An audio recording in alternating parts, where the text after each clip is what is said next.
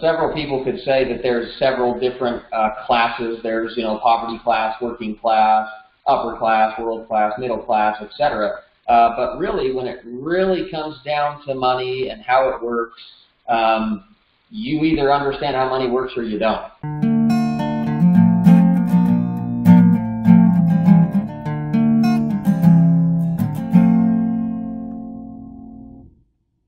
Our money quote of the day, it comes from Robert Kiyosaki, who's the author of Rich Dad, Poor Dad, The Cash Flow Quadrant, and most recently, I believe it's The Business of the 20th Century or Business of the 21st Century. Quote is, "Don't work for money, make it work for you."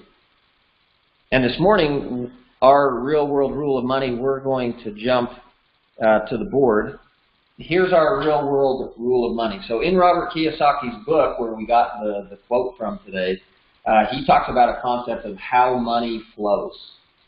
How money flows. And so there's really, several people could say that there's several different classes. There's, poverty class, working class, upper class, world class, middle class, etc. But really, when it really comes down to money and how it works, you either understand how money works or you don't. And either money's working for you or money's not working for you. And so, unfortunately, the majority of people, how their money flows is how the poor, a poor person's money flows. And so there's the poor and then there's the wealthy.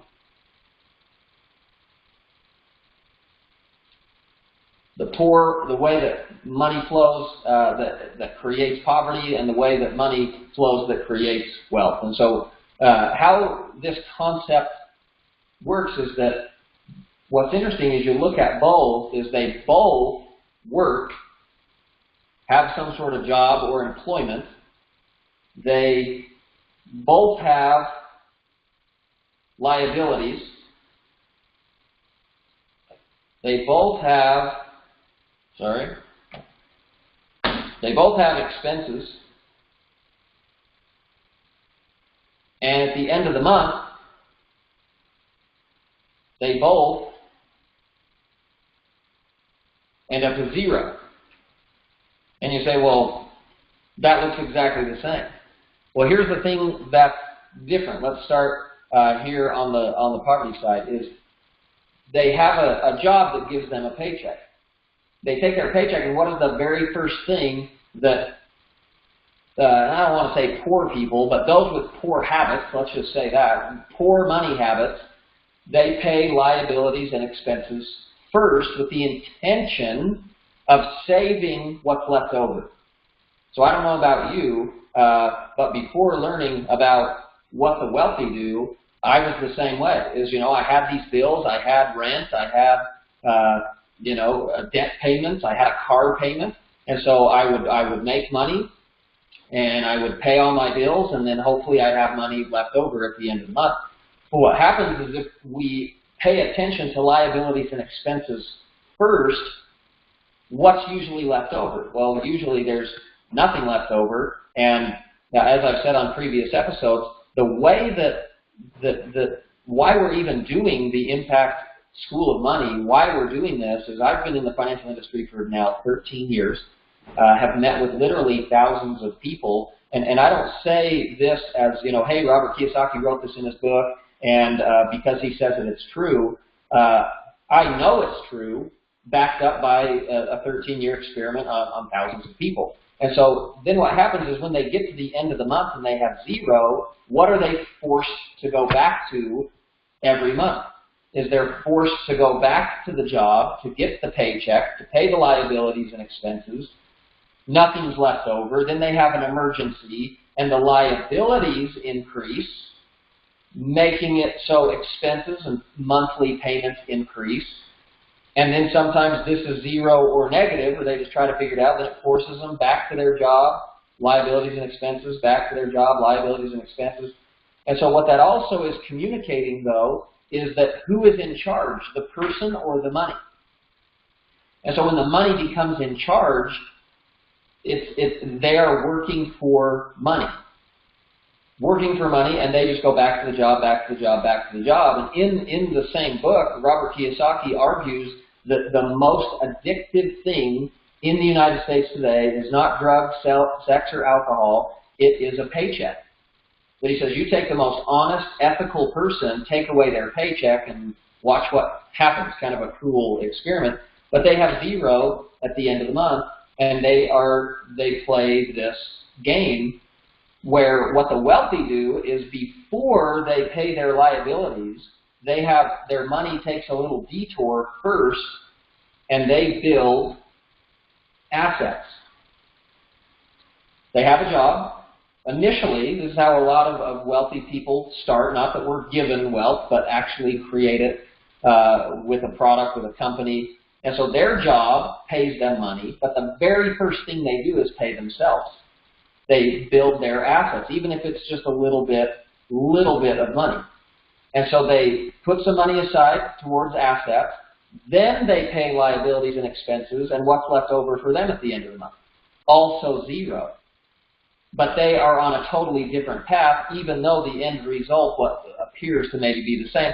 They go back to their job, get a paycheck, build their assets, again, making that a little bit bigger. Then they pay liabilities, expenses, have nothing, go back to the job, build their assets, liabilities, expenses. What happens eventually is as these assets grow, whether that be real estate, whether that be investing in a business, whether that be saving money in an account that accrues interest, really those are the three ways to create passive income. Is to have a business, to invest in real estate, where people are paying rent and the value of the property goes up. And third is that they're saving money in an account that earns interest. What happens is eventually either the income from this, the payments from it, or the interest from it starts to be, say, $50 a month. Well, is that $50 that they worked for?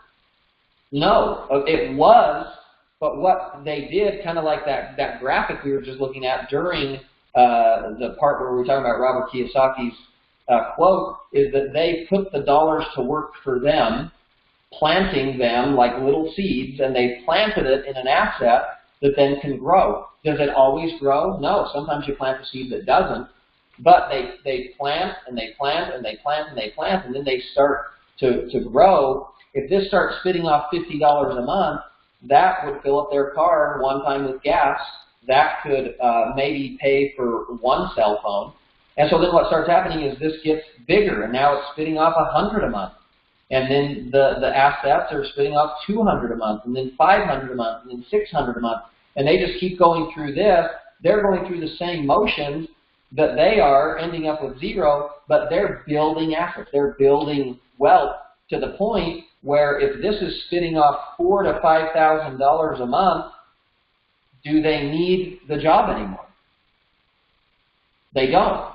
They could eliminate the job, start focusing 100% of their time on building their assets, which builds their passive income or residual income that pays them whether they work or not. Now money is working for them. Money is working for them. And that's our real world rule of money, is to pay attention to how money flows for you, and are you paying you first, or are you paying Wells Fargo first? And you think of what psychologically that communicates to the universe, is if I'm paying Wells Fargo first, instead of paying me, what am I communicating is the most important thing? Not me. I'm communicating to money that the most important place for it to go is to the people that I owe money to. I mean, you grab a dollar. This is a dollar bill, right? So here's a dollar. Zoom in on that. Here's George. So this is Mr. Washington. And back when that famous picture, we've all seen it, where he's, and I guess I should have looked up all the historical facts and things, but there's a picture of him on a boat in a river with ice chunks floating around, and when he was in the military, right? He was a general, I believe. Wow, people that watch this are going to be like, you don't know your history. Well, I'm not in history. I'm in finance. So anyway, there's just that famous scene. Well, you think about it, he was a soldier. And as a soldier, there's two perspectives. You're either on the side of having an army and attacking, or you're on the other side where you're being attacked. So you're either attacking or you're being attacked. And so, you know, is it a coincidence that General Washington, if he was a general, I'm pretty sure he was, anyway, is on a dollar bill? And so the question is are we putting the general to work for us, or is the general coming after us? Money is neutral. Money is just a neutral thing, but we're either putting it to work for us and attacking and making stuff happen, or we're allowing stuff to happen to us and we're being attacked by General Washington.